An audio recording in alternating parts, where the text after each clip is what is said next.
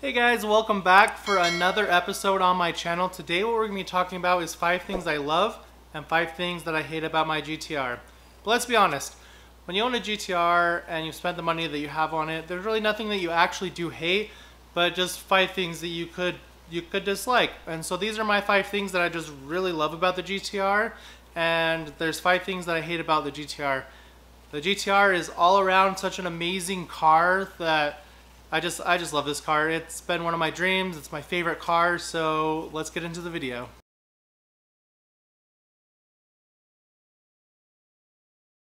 Hey, you. Hey, over here. What the heck? Yo, there's a little guy. Hey, come check this out. Can you hear me? Come here. Come here. Oh, what was that? I have something cool to tell you. Oh, you have a pool noodle? Oh, you have something cool to tell me. You should really check out this guy's YouTube channel. It's pretty awesome.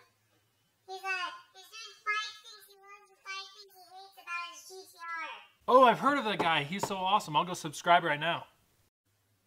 Right? How could you hate anything about a GTR? And don't forget, guys, go like and subscribe.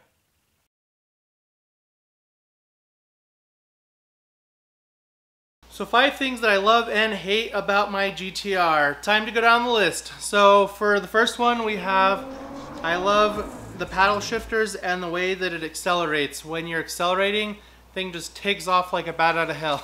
It's insane how much power that these things make.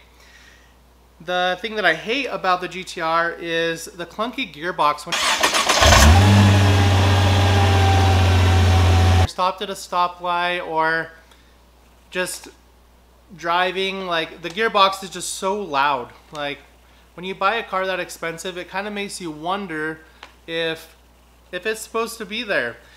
But with everything that I've researched, everything that I know about the GTR, they're meant to be noisy. If it's not noisy, then your GTR is not working right.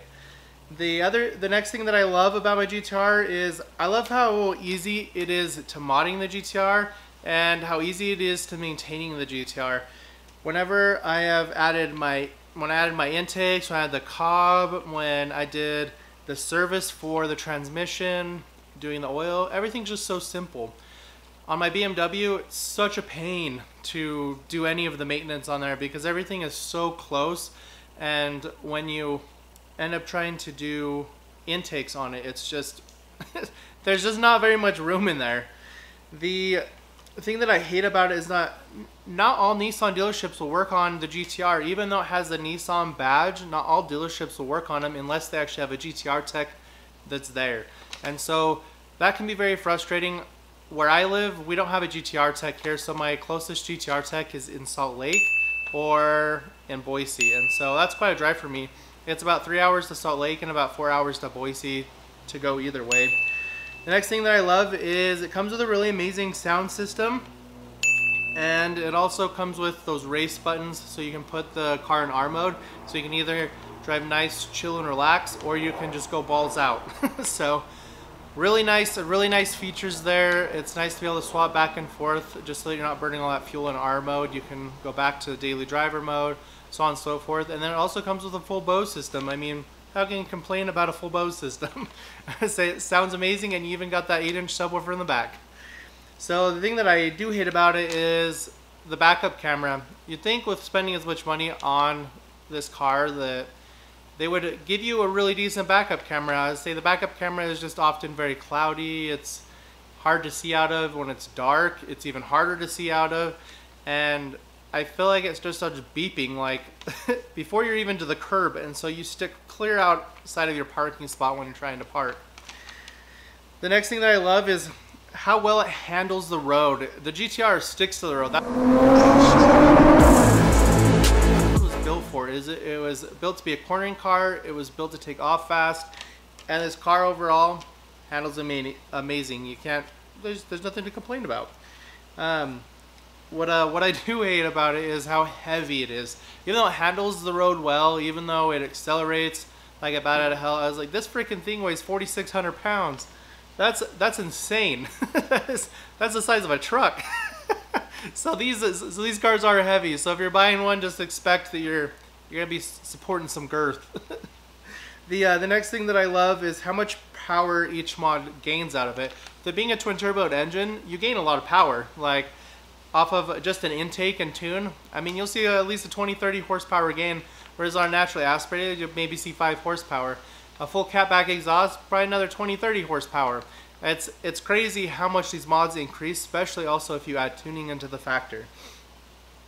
The next thing that I dislike is how expensive mods are. They call it GTR tax for a reason, because mods are not cheap.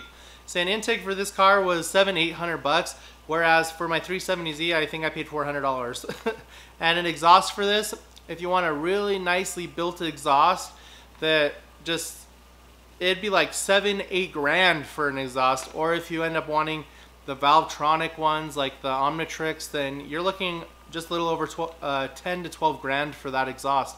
On my 370Z that I had, an exhaust for it was like 1,500 bucks, and it also had the dual exhaust just like the GTR does. It's not as big, not as round, but so one place that I'd really like to give a shout out to is SBD, or Speed by Design, because their exhaust is a really well made exhaust. It's really affordable, really beautiful exhaust, and it only runs you 2 grand. And you also get the big old 5-inch tips, and you get to choose between the black or the burnt titanium. So I mean, you can't beat that. It's amazing. I'd say that's gonna be one of my next mods on here. That's the exhaust I'm be ordering for it.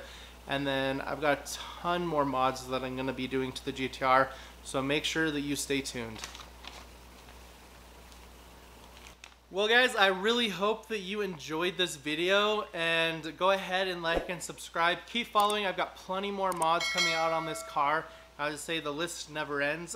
When you own a car like this, you always want to do something new to it, so stay tuned.